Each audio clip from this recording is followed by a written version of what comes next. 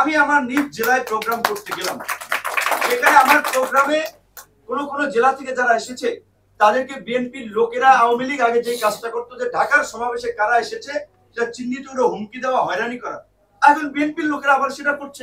রাজনৈতিক দলগুলো, সেটা মেজর পলিটিক্যাল পার্টি কিংবা আদার্সরা, তারা কি সরকারকে একটা রোডম্যাপ দিয়েছে? আমরা এই রাষ্ট্র সংস্কার রোডম্যাপ দিলাম কিংবা এই ইন্টারিম গভর্নমেন্টের কাছে আমরা এই সংস্কারটা চাই, সেটা এতদিনের মধ্যে ছাত্ররা এখন যে কাজগুলো করছে সেটি নিয়ে অনেকে তাদেরকে পুশ করার চেষ্টা করছে, বিভিন্ন দিকে রাজনৈতিক দলগুলোকে মুখোমুখি দাঁড় করানোর চেষ্টা করছে। আমাদের অভিজ্ঞতার আলোকে বলতে পারি, সরি এটা আজকের প্রসঙ্গের বাইরে, কিন্তু অনেক জাতীয় নেতৃবৃন্দ সিনিয়র লোকজন আছেন, এখানে একটু কথা বলা। আমাদেরকে অনেকে ডেকেছে, দিয়েছে তাদের লাইনে ব্যবহার করে, যখন তাদের লাইনে আমরা ব্যবহৃত হইনি তখন আমাদের বিরুদ্ধে তারাও চলে গেছে। কাউকে দিয়ে ধরেন লাগিয়ে দিয়েছে, আচ্ছা ওর প্রবলেম আছে, যে তার ডিসঅনেস্টি আছে, সে বেশি কথা বলে, সে ছোট মানুষ অনেক বড় জায়গায় যেতেছে। এইভাবে আমাদেরকেও কিন্তু বলা চলে প্রোপাগান্ডা, বিভ্রান্তি ছড়িয়ে শেষ পর্যন্ত চরিত্র হননেরও নানান ধরনের তকমা দিয়েছে। এখন এই ছাত্ররা, এখন আমাদের বন্ধুরা, আমাদের সহযোদ্ধারা অনেকে গ্রাজুয়েশন লেভেলে আছেন, অনেকে পোস্ট গ্রাজুয়েশন লেভেলে আছেন, তো তাদের কথাবার্তা কার্যক্রমে ভুল ভ্রান্তি হতে পারে, সেটা আপনারা পরামর্শ দিতে পারেন।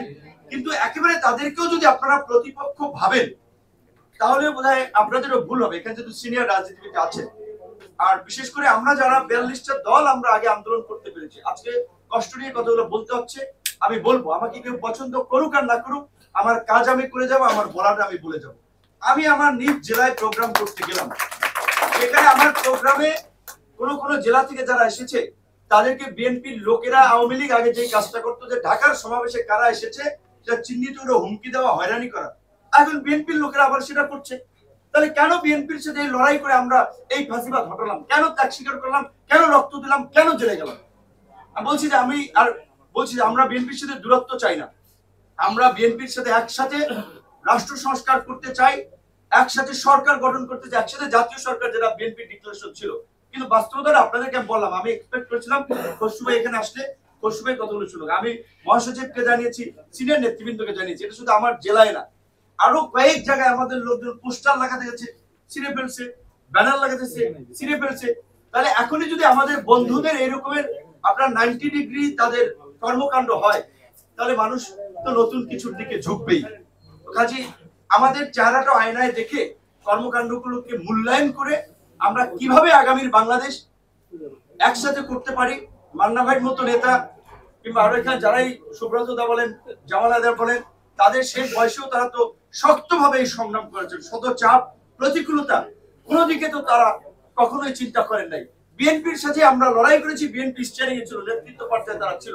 আমাদের যে বিভিন্ন দাবি দেওয়া, বিভিন্ন জায়গাটা আমাদের সার দিয়েও কিন্তু আমরা একটা একমতের জায়গায় পৌঁছেছি। সেখানে বিএনপির নেতৃবৃন্দকে আমার মনে হয় এটা উপলব্ধি করতে হবে এবং এটা বোঝা দরকার। আমাদের মধ্যে গ্যাপ তৈরি হলে, যেটা ইতিমধ্যে সরকারের সাথে ওভারঅল রাজনৈতিক দলগুলোর তৈরি হচ্ছে, যেমন সরকারের গতি, আমার মনে হয় গতিবিধি রাজনৈতিক দলগুলো খুব ভালোভাবে নিচ্ছে না। কারণ আজকে 42 দিন হয়ে গেল, এখন পর্যন্ত আনুষ্ঠানিকভাবে এই সরকার রাজনৈতিক দলগুলোর সাথে একটা ডায়লগ করেনি। যেটা করেছে সেটা 15ই আগস্টের ছুটি নিয়ে ফর্মাল কোনো আলাপ আলোচনা হয় নাই। কমিশন করে দিলেন, কমিশন 3 মাসের সময় আগিয়ে দিয়ে দেন। এই যে কাজ, ধরেন বদিউল আলম মজুমদার সাহেব নির্বাচন কমিশন নিয়ে তার অনেক দিনের কাজ, বিভিন্ন স্টেক হোল্ডারদের সাথে নিয়ে সেদিনও ডেমোক্রেসি ইন্টারন্যাশনাল একটা প্রোগ্রাম করেছে। এর জন্য অনেক পেপার, অনেক প্রস্তাবনা অলরেডি আছে, পাবলিক ডোমেইনে আছে।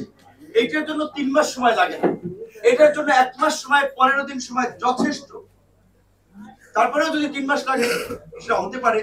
তো সেই ক্ষেত্রে আমরা সরকারের কাছে একটা রোডম্যাপ চাচ্ছি। সেটা কমিশন করেছে সরকার, কিন্তু ওভারঅল তার কাজের একটা রোডম্যাপ আমরা দেব। আমার রাজনৈতিক দলগুলোর কাছেও যদি দেন, রাজনৈতিক দলগুলো, সেটা মেজর পলিটিক্যাল পার্টি কিংবা আদার্সরা, তারা কি সরকারকে একটা রোডম্যাপ দিয়েছে?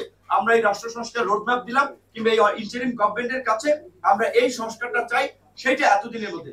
আজকে বিএনপি মহাসচিবের আমি একটা বক্তব্য পত্রিকার অনলাইনে পেয়েছিলাম যে বিচার বিভাগ এবং প্রশাসনিক সংস্কার পরে নির্বাচন চেয়েছে, এটা একটা স্পেসিফিক বক্তব্য এসেছে। আমাদের এই ধরনের রাজনৈতিক দলগুলোর পক্ষ থেকেও এই ধরনের বক্তব্য দেওয়া দরকার। আর সরকারকে অবশ্যই মনে রাখতে হবে যে তারা যেভাবে সরকার চালাচ্ছে, রাষ্ট্র চালাচ্ছে, এই প্রক্রিয়ায় রাষ্ট্র চলবে, সরকারও চলবে না, রাষ্ট্র চলবে না। আমি বলেছিলাম আমাদের জায়গা থেকে, আমাদের দল থেকে বিভিন্ন উপদেষ্টাদের সাথে যখন আমরা মিটিং করেছিলাম, যে এই সরকারের চেহারাটাকে একটু রাজনৈতিক ভাবে একটা জাতীয় সরকারের রূপ দেন। এখানে ধরেন মামুন ভাইদের মতো লোকেরা তারা আইডম করে পরিচিত লোক, সুব্রত দা তাদের এরকম পরিচিত রাজনৈতিক দল, সামাজিক সংগঠন যারা দীর্ঘদিন ধরে লড়াই সংগ্রামের মধ্যে আছে, তাদের মধ্যে আরো কিছু ব্যক্তিদেরকে নেন এই গভর্নমেন্টটাকে স্ট্রেংথ করার জন্য। সেই ক্ষেত্রে আপনারা ভালোভাবে ফাংশনিং করতে পারবেন। এখন যেভাবে হচ্ছে এখন পর্যন্ত প্রশাসনিক ব্যবস্থাও সঠিকভাবে চলছে না। 56 জেলায় ডিসি নিয়োগ দিয়েছেন, পত্রপত্রিকা এসেছে 49 জনই আগের সরকারের নিয়মিত বেনিফিশিয়ারি। আবার সেখানে এসেছে একজন ছাত্র সমন্বয়ক তাকে সচিবালয়ে বসে ডিসি অ্যাপয়েন্টেড করে তালিকা ঠিক করে। এটা যদি আবার ছাত্রদেরও রোল হয়, আবার এইদিকে সরকারেরও এই সিদ্ধান্ত, লেজে গোবর অবস্থা কিন্তু পুরোটা। সেক্ষেত্রে আমরা যারা বলছিলাম এই সরকারের ভিত্তিটা, বেসমেন্টটাকে শক্ত করবে এই অপোজিশন রাজনৈতিক দলগুলো যারা এত বছর সংগ্রাম করছে, তাদের সাথে সরকারের দূরত্ব থাকা উচিত না, তাদের সাথে গ্যাপ থাকা উচিত না। কিন্তু বাস্তবতা হচ্ছে সব দলই সরকারের কর্মকাণ্ডে আস্থার সংকট দেখতে পাচ্ছে, দূরত্ব বাড়ছে। সেই ক্ষেত্রে আপনারা সংস্কার করবেন, আপনাদের অনেক ধরনের লিগ্যাল অথরিটি আপনাদের নাই, একটা পার্লামেন্ট লাগবে। তাহলে পার্লামেন্টে নেক্সটে কারা আসবে? ইলেকশন তো অপোজিশন এরাই আসবে। তাদের সাথে যদি আপনাদের আলাপ আলোচনা না থাকে, আপনারা মনমতো কিছু প্রস্তাবনা দিলেই তো সেটা অ্যাকসেপ্ট হবে না। আবার ছাত্র জনতা বলে পুরো রাজনৈতিক লিডারদের কন্ট্রিবিউশন কিংবা রাজনৈতিক কিংবা এই ধরেন আইনজীবী সহ অন্যান্য পেশাজীবীদের কন্ট্রিবিউটকে এক্সক্লুড করা একটা প্রক্রিয়া, এটাকে একটা জেনারেল টার্ম হিসেবে, ন্যারেটিভ হিসেবে তৈরি করার জন্য এই ছাত্র জনতা কারা? এই ছাত্র জনতা রাজনৈতিক দলের নেতৃত্বে রাজনৈতিক দলগুলোরই সুসংগঠিত কাঠামোর বড় একটা অংশ ছিল। হঠাৎ করে তো আপনার এই ধরেন 1 মাস কিংবা 20-25 দিনে তো একটা বিপ্লব হয়নি, এটা ধারাবাহিক প্রক্রিয়ার মধ্যে দিয়ে বিপ্লব হয়েছে। যে বিপ্লবে বিএনপি অবশ্যই সবচেয়ে বেশি ভুক্তভোগী নির্যাতিত দল, জামাত সহ সমস্ত দল। এই আন্দোলনে সাইফুল ভাই আমাকে একটা লিফলেট দিছিল যে ওনাদের মধ্যে একটা দলের 2 জন কর্মী মারা গেছে, আমাদের দলের 12 জন শহীদ হয়েছে। বিএনপি গতকালকে লিস্ট প্রকাশ করেছে 422 জন তাদের নেতাকর্মী মারা গিয়েছে। কেন শহীদ হয়েছে? তারা তো ছাত্রদেরকে, এবং আমরা তো জানি পেছনের অনেক ঘটনা জানি, আমরা তো আন্দোলনে কিভাবে সহযোগিতা করেছি। এবং এখানে অবশ্যই একটা কথা বলতে হবে, তারেক রহমানও এই আন্দোলনে সহযোগিতা করেছে, আমাদের মাধ্যমে এই আন্দোলনের সমন্বয়কদের সাথেও কথা বলেছে। বিকজ যখন তারা ল্যাক অফ কনফিডেন্সে ফিল করতেছিল যে আচ্ছা আমরা যে এক দফা ডাক দিব, সেখানে ভাই রাজনৈতিক দলগুলো নামবে কিনা, জামাতের পক্ষ থেকে তাদের সাথে কথা বলেছে, হেফাজতের পক্ষ থেকে কথা বলেছে, সবাইকে তো আমরা কানেক্টেড করিয়ে দিয়েছি, সকলের কন্ট্রিবিউশন ছিল।